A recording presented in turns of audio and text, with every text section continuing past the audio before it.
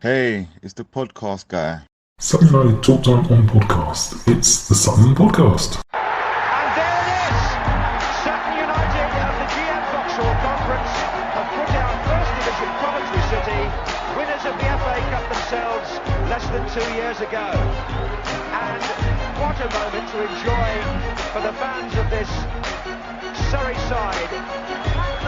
They've had their moments before, but never one like this. But the whistle goes down. New life for Sutton United. Sutton United, the National League, are through to the last 16 of the FA Cup. No longer English football's perennial non-league club. A 123-year crescendo reaches a new peak for Sutton United, who are promoted to the Football League for the first time.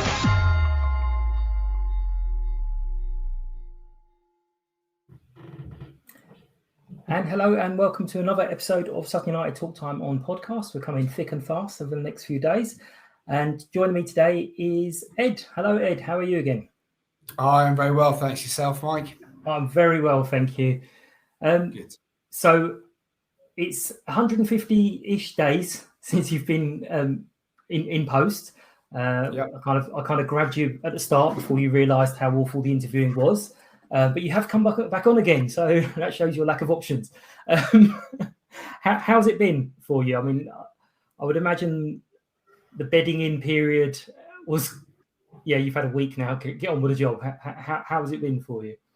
Yeah, it's been fantastic. It's been really fascinating being here during this time in the club's history, and watching us transition into a professional outfit now. So, everyone's been incredibly warm and welcoming. It's great to now have AD and Tim in situ as well here every day, alongside myself and others. So there's a real course moving forward now, and it's exciting times. Yeah, so we spoke last time. Your remit is kind of a bigger picture overall. Bigger picture. I don't know why I said it overall. So, what kind of things were you looking at? I know you were. Yeah, there was quite a few things. I looked at sort of our match day experience, our commercial opportunity, projects like the first team training facility. So there was quite a wide breadth on my plate on day one that we've been working through. Yeah. So let's pick one of those. Let's talk about the training ground. Which is ex-QPR, ex-Chelsea. So how did that come about? That was a nice, simple job, was it? Just a little search on Google? So I think I saw, and other people saw, Matt and AD and myself, we saw about 25, 30 different options for us. And then finally I got a whiff of the potential of QPR moving out, started a conversation, visited the site a few times, and then eventually managed to land the deal. And it's a real coup for us. We've gone into a championship facility there, and it's given Matt and his team hopefully all the facilities they need to enhance performance environment, to really push us on to the next stage of our development. So we're thrilled to have Harlington. I'm aware a lot of people, I've seen comments, it's a long way away, X, Y, Z. But I think people have got to remember that firstly, players are never here in the week. They only come here on match days. They're not hanging around. And our players in particular, we got players all across the southeast of England. So for some players last season, they're now further away, and some it's on their doorstep, or it's a lot closer. So, we're potentially looking the new year and reevaluate. We're there for a year initially with the option to extend that. And if it goes well, and ultimately if Matt's happy and his team are happy, then we'll look to extend that stay long term, which will give us stability, which is really important because we haven't had stability for a long time. And I think the development down there, and I hope to take yourself down there, and I know Sutton United TV as well, in the next couple of weeks when it's all completely finished and it's been, I think Suttonfied is the right word. The blue and white goes and the amber and chocolate is everywhere. It's great. There's a great gym facility, 3 beautiful grass pitches, a wonderful astro facility. There's a physio section. There's an assessment room. There's a player lounge. These are fantastic facilities. So, yeah, we're delighted, as I said, and I think over the coming weeks, as we finish off there, it will be ready to show off to the fans. Excellent. So it's going to be really like a hub for the players just to be at from when they do training and it's their workplace, so they'll be there most days. They're training. That we now have the ability to be there all day, most of the week. So Matt's and his team have all got offices there now as well. So it's not a case of we've got 2 hours here or 2 hours there or the morning. Yeah. It's ours. So it's a fantastic facility. Excellent. And that's just the first team at the moment. Is there, obviously, depending on how the year goes, is there scope to bring more over there? Yeah, I mean, Harlington, the issue with bringing more people over to Harlington is its location, unfortunately. I think we're going to have to potentially look at the academy and the women's and look at other long-term solutions. And I think conversations are already happening behind the scenes. But we need to come up with the best in class at everything we do. So, like I said to you originally, we want the best possible facilities we can find within our budget, within the remits of what's achievable. Let's not settle for middle of the road. Let's go as far and as hard as we can. So, yeah, there's conversations going on, and I will certainly be here to help and focus minds on where we're going in the future. Thank you for taking the time to listen to Sutton United Talk Time on podcast, the Sutton Podcast. If you are new to the show, hello, and you are very welcome. Hope you enjoy what we do. It's a very simple format. We get a few people on to talk about the game that's just gone, and then we preview the next game coming up. We are available on most podcast platforms where you can listen, rate and review.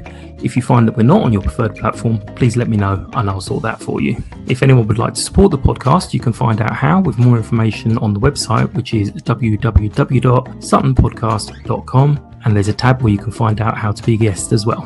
Please find us on Facebook, Twitter, Instagram and TikTok with the username @SuttonPodcast. Every like, follow and share is really appreciated.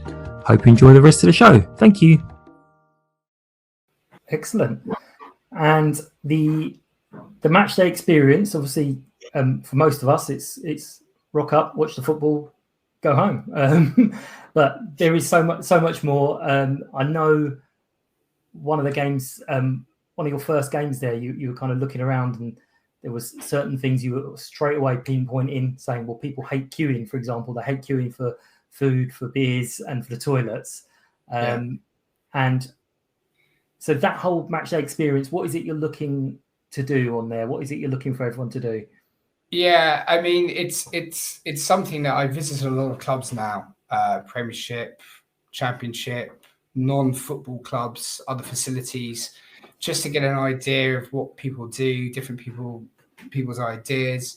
Yeah, as we develop Gander Green Lane and the estate starts to change shape over the coming years, as it's already started doing, and we're planning to keep going, we want to make sure that there's enough in place for people when they come, that they buy into the atmosphere, they feel the atmosphere. It's a really enjoyable place to come. We want to harness the Sutton way and kind of really identify what that means, really drive and keep that family aspect of the club, which is so paramount to our success and our being, but also have more of a wider, broader spectrum on what fans want, and understand that maybe what was good enough 10, 15 years ago probably isn't good enough now, and the standards need to raise. And that's across everything we do, everything we do as a club.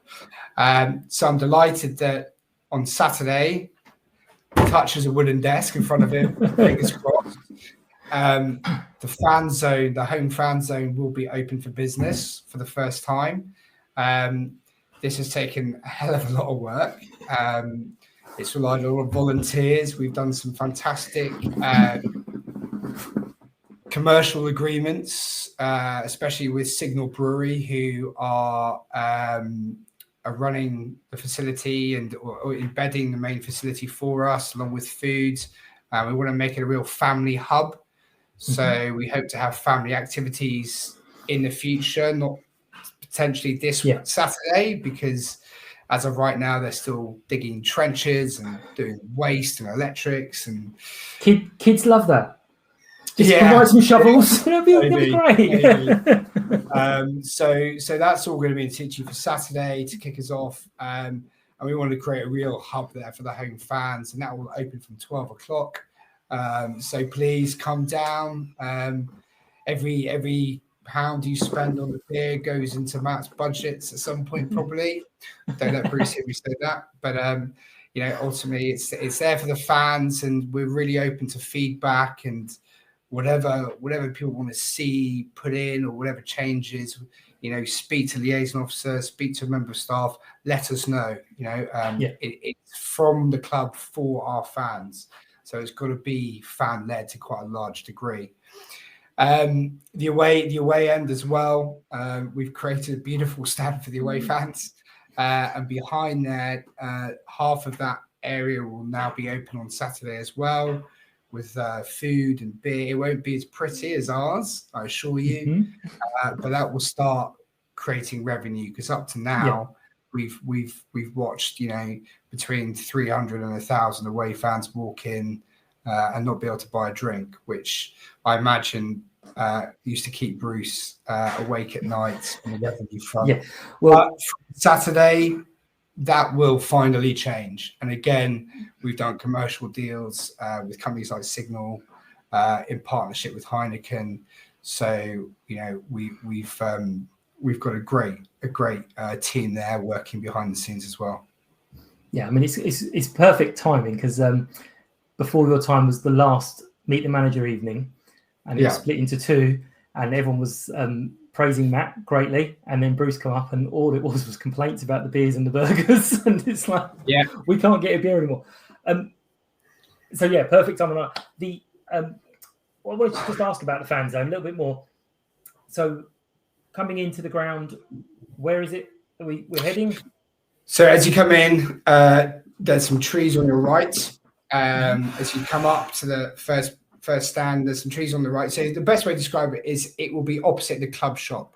Okay, perfect. So that big car park there, it will be in there. Excellent. You won't miss it because they'll have some very large amber bars and food outlets. It will be astroturfed, the whole thing. There'll be picnic tables, the works. So if you miss it, I'm going to struggle into enhance you not missing it. Even with my eyesight. So I did want to mention you weren't sitting in your air-conditioned office watching this go up, because I was told that you were so desperate and making sure it was ready and Suttonized by Saturday that you were out there on the 40-degree day painting. Yeah, this isn't from the Algarve holiday that I went on. This is actually from the sunburn from spending 2 days painting containers with other volunteers. So anyone who thinks I'm sat in an office upstairs not doing anything is definitely definitely wrong.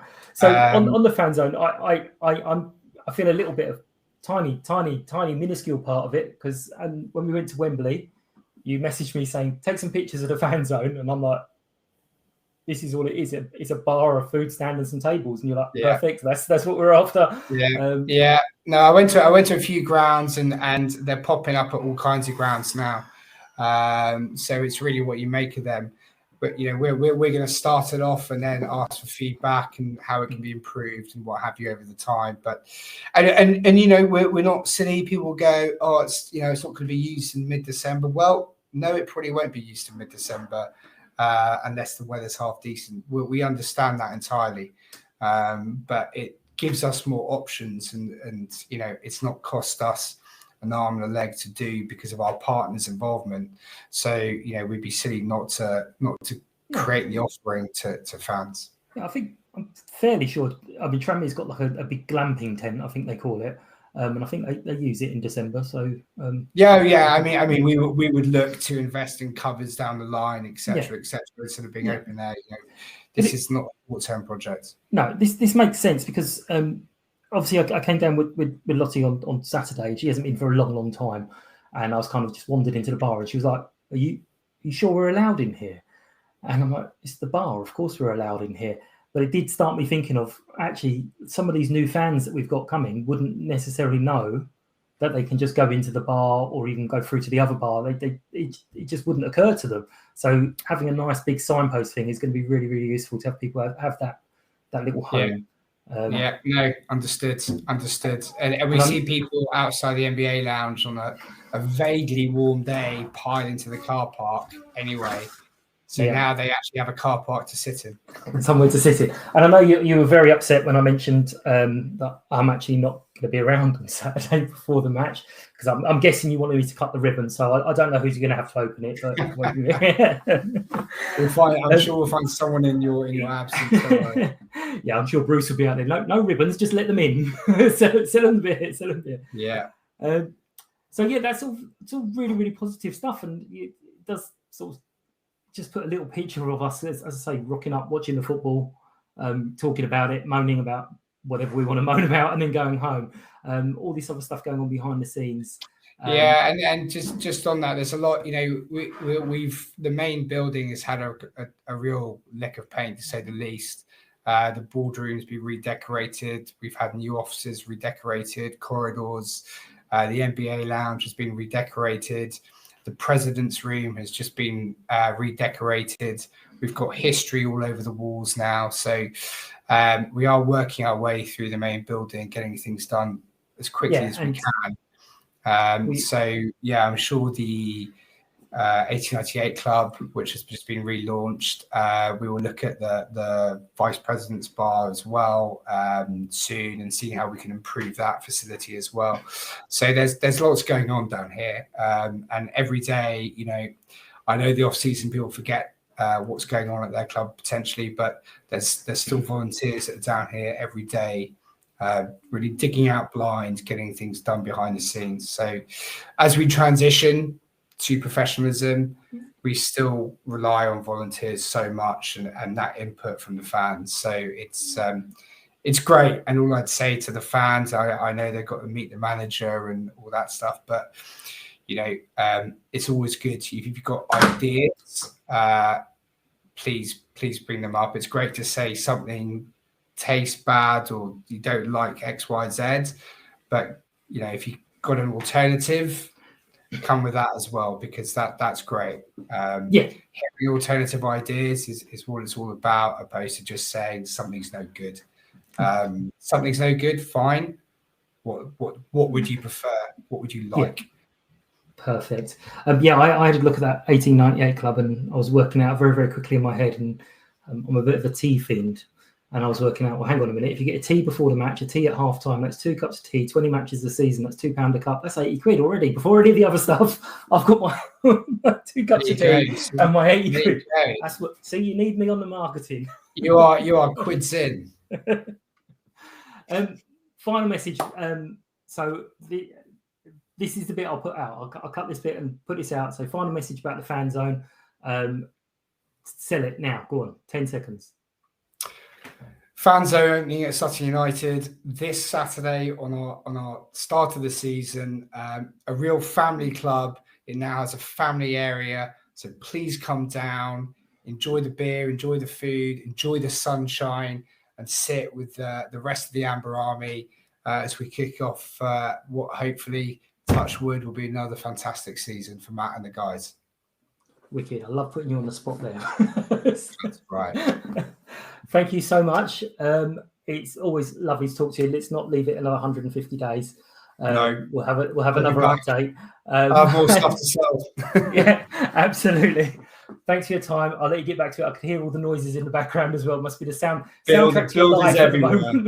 Builders everywhere. There'll be this Good moment stuff. when it all stops and you'll all be sitting there going, have I gone deaf? What's going on around me? I don't know. It's happening. United!